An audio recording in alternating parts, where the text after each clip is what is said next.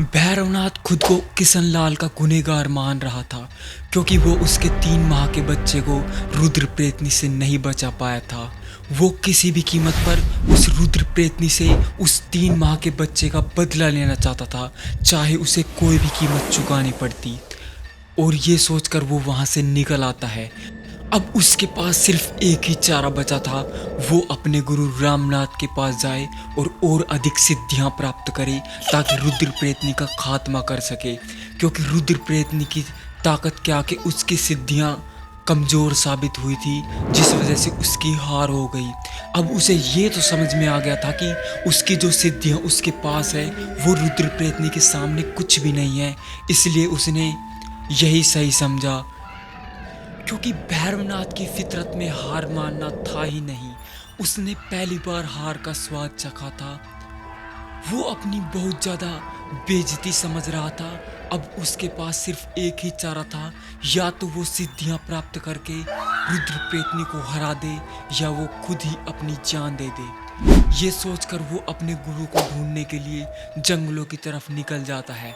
उसे सिर्फ इतना पता था कि मेरा गुरु हिमाचल के आसपास वाले पहाड़ी क्षेत्र और जंगलों में ही मिलेगा, और वो ढूंढने के लिए निकल पड़ता है।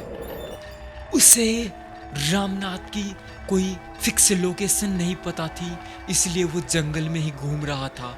और उसे भूखे प्यासे घूमते घूमते जंगली फल खाते हुए कई महीने बीत गए थे, लेकिन गुरुजी का कोई अता पता नहीं था।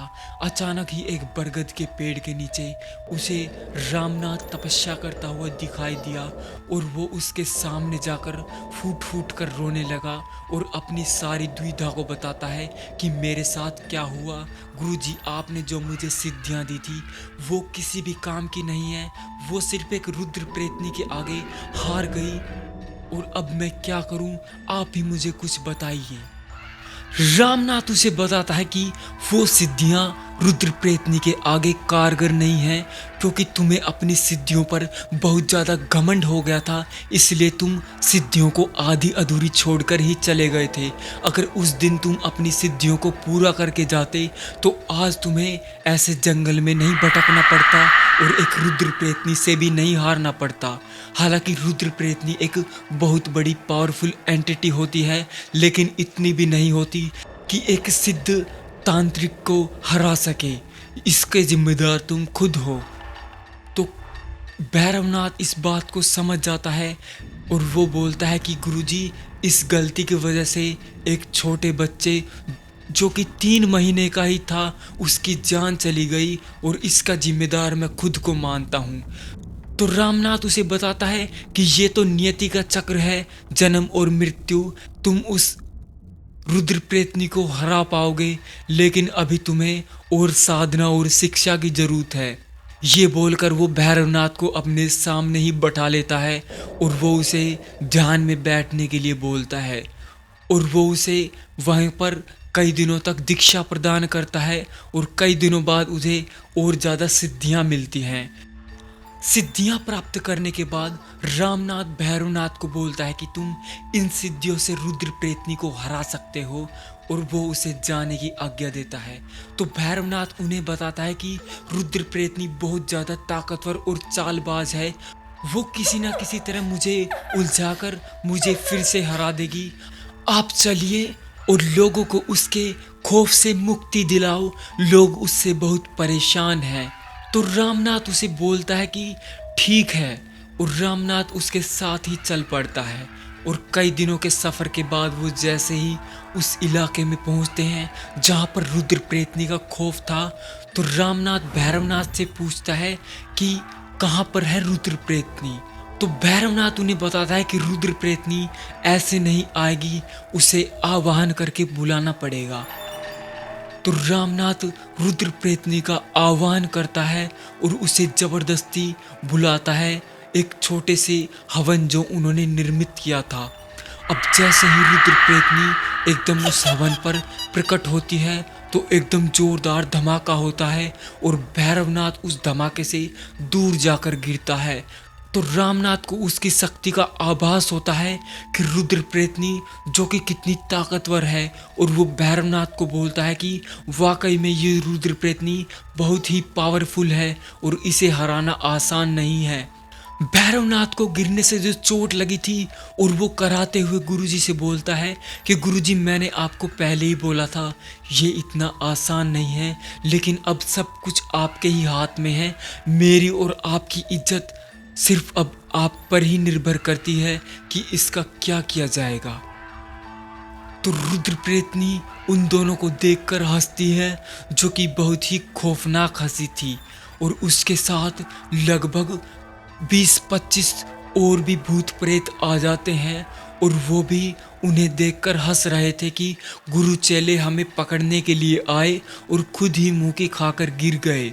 और इसे रामनाथ अपनी भी बेइज्जती समझता है, और भैरवनाथ को बोलता है कि अभी यहाँ से चलने में ही फायदा है, नहीं तो बात उल्टी पड़ जाएगी। अब दोनों वहाँ से चले आते हैं, और रात को भैरवनाथ अपनी जो चोट लगी थी उन पर सेक लगा रहा था, और गुरुजी को बोलता है कि गुरुजी मैं आपको बहुत भरोसा और विश्वास के साथ लेकर आया था, लेकिन आपने ही मेरा भरोसा और विश्वास तोड़ दिया। अब और किसी से क्या उम्मीद करूं। रामनाथ भैरवनाथ को बताता है कि इसको हराना थोड़ा मुश्किल है, लेकिन नामुमकिन नहीं है। मुझे एक दिन का वक्त दो, मैं कुछ ना कुछ इसका सॉल्यूशन ज़रूर निकालूंगा। और अगले ही दिन रामनाथ फिर से एक हवन का निर्माण करता है, और हवन पर फिर से रुद्र प्रेतनी को बुलाता है, लेकिन अब की बार वो अकेली ही थी, और दोनों उस पर एकदम से झपट पड़ते हैं, और दोनों मंत्रों का उच्चारण बहुत जल्दबाजी में और जबरदस्त करते हैं। उनकी आवाज बहुत दूर तक जा रही थी, जैसे बादलों की गर्जना हो रही हो, जैसे बिजली कड़क रही हो, और आसपास एकदम डर का माहौल था। बादल जैसे गड़गड़ाहट कर रहे थे, जैसे बिजली ही गिरने वाली थी, बारिश आने वाली थी। ये देखकर रुद्र प्रेतनी भी घबरा गई थी, क्योंकि अब भैरवनाथ और रामनाथ ने अपनी दोनों की सिद्धियों को एक साथ जोड़कर उस पर हमला किया था, जिससे रुद्र प्रेतनी को बचना बहुत भारी मुश्किल काम लग रहा था, और वो अपनी हार मान लेती है। अगर तुम दोनों ही ऐसा करोगे तो मेरे साथ अन्याय होगा। अगर तुम दोनों सच्चे सिद्ध पुरुष हो तो मेरे साथ दो, और जो मेरे साथ गलत हुआ है उसमें मेरी मदद करो। तो भैरवनाथ और रामनाथ उसे बोलते हैं कि जो तुम्हारे साथ हुआ वो गलत हुआ, उसका फैसला भगवान ही अदालत में स्वयं भगवान ही करेंगे, और जिसने तुम्हारे साथ गलत किया है आखिर उसके साथ भी गलत होगा। लेकिन तुमने काफ़ी लोगों के साथ बेवजह ही गलत किया है, और कई लोगों की तुम्हारी वजह से जान गई है, उसकी जिम्मेदार तुम हो, और उसकी सज़ा तुम्हें मिलेगी। लेकिन रामनाथ उसके दुख दर्द को समझते हुए वो चाहते थे कि उसे ज़्यादा दुख दर्द ना दिया जाए। रुद्र प्रेतनी को मुक्ति देने के लिए उसकी आत्मा को एक छोटे से घड़े में कैद कर लिया जाता है, और भैरवनाथ को बोलता है कि इसे किसी पवित्र नदी में बहा देना, और इसकी आत्मा को शांति मिल जाएगी।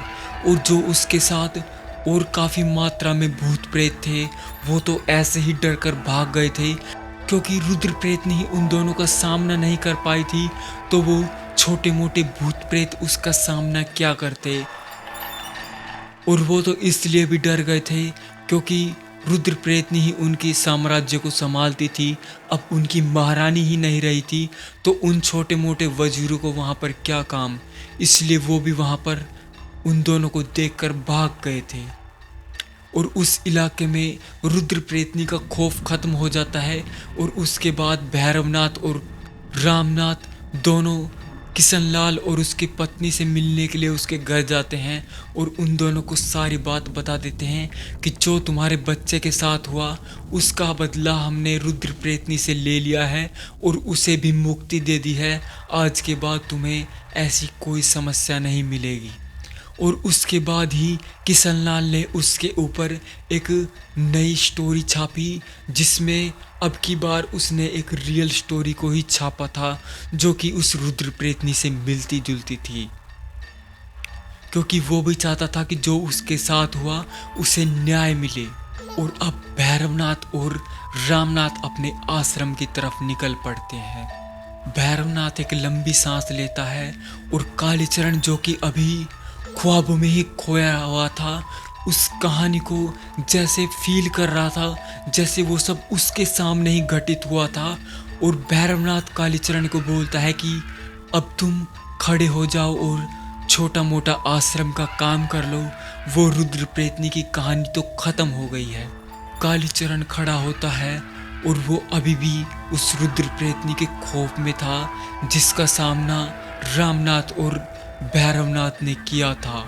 और वो बहुत ही अपने आप को गर्वित फील करा रहा था कि वो उन दोनों गुरुओं का चेला है जिन्होंने रुद्र प्रेतनी को हराया था।